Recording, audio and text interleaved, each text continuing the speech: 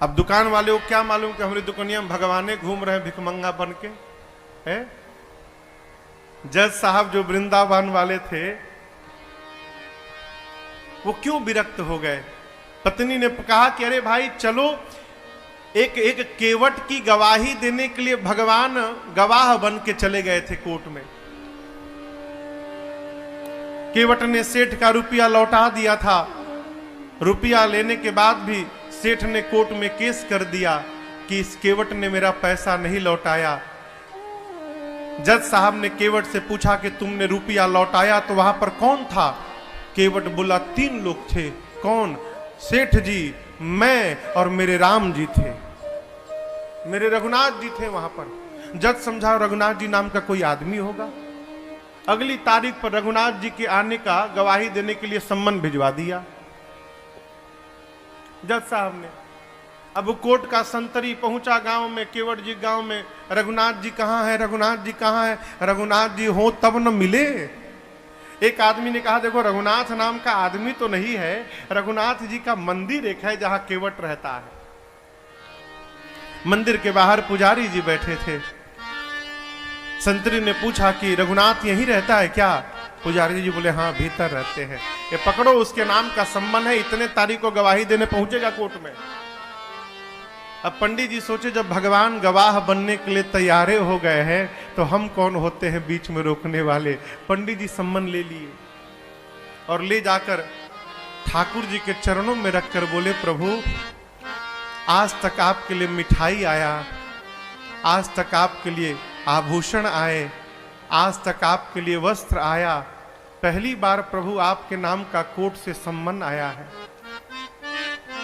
और बहुत विश्वास करके उस केवट ने जज के सामने आपका नाम लिया होगा प्रभु, उसका विश्वास टूटने मत दीजिएगा।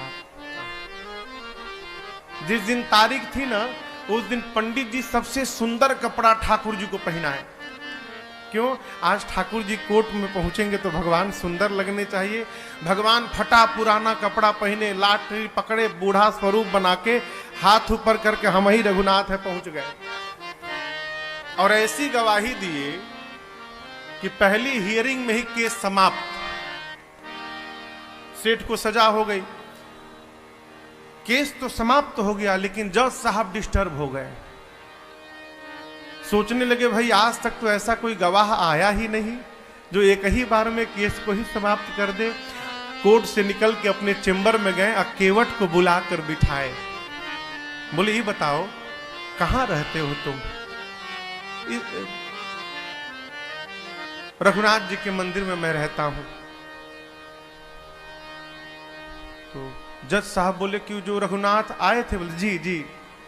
तो उनको लगा कि वो मंदिर बनवाए होंगे। तो जज साहब बोले लेकिन तो गरीब लग रहे थे, लग नहीं रहा था कि वो मंदिर बनवाए होंगे।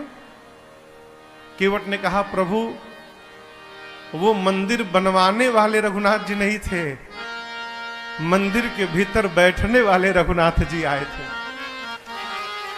जज की मति हरा गई हो, कांपने लगा। संतरी को बुलाकर बोला सही सही बताना तुमने किसको सम्मन दिया था? बोला सर माफ करिएगा सर, रघुनाथ नाम का आदमी नहीं मिला, रघुनाथ जी का मंदिर था, मंदिर में पुजारी जी को देके चला आया था मैं। तो जो आए थे वही पुजारी, नहीं पुजारी जी ये नहीं थे, दूसरे थे। जज को पूरी बात समझ में आ गई। घर गया और दरवाजा बंद करके जज साहब रोने लगे। पत्नी ने आकर पूछा क्यों रो रहे हो? पूरी बात बताए। पत्नी ने कहा इसमें रोने की कौन सी बात है? अरे मान लो धोखे में ही दर्शन हुआ, तुम तो भाग्यशाली हो, तुमको दर्शन तो मिला, नाचना चाहिए। बोले इसलिए नहीं रो रहा हूं कि राम जी चले गए, इसलिए नहीं रो रहा हूं, मैं इसलिए रो रहा हूं अरे कुर्सी पे बना जज मैं बैठा रहा, जगदीश खड़े समझाते रहे। जिनकी अदालत में पूरी दुनिया जाकर खड़ी होती है, आज उनको मैंने अपनी अदालत में खड़ा कराया।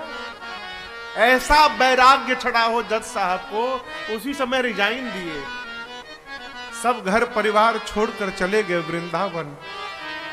और ऐसा कहते हैं जब तक थे कभी बैठे नहीं वृंदावन में, खड़े रहे। लोग कहते थे बैठते क्यों नहीं आप? बोले मेरी यही सजा है, मैंने भगवान को अपनी अदालत में खड़ा करा के रखा था, अब मैं भगवान के धाम में जब तक जीवित रहूंगा तब तक मैं खड़ा रहूंगा, अब मैं बैठूंगा नहीं। भगवान किसी रूप में आ सकते हैं माई बाप, आपकी आस्था वैसी होनी चाहिए।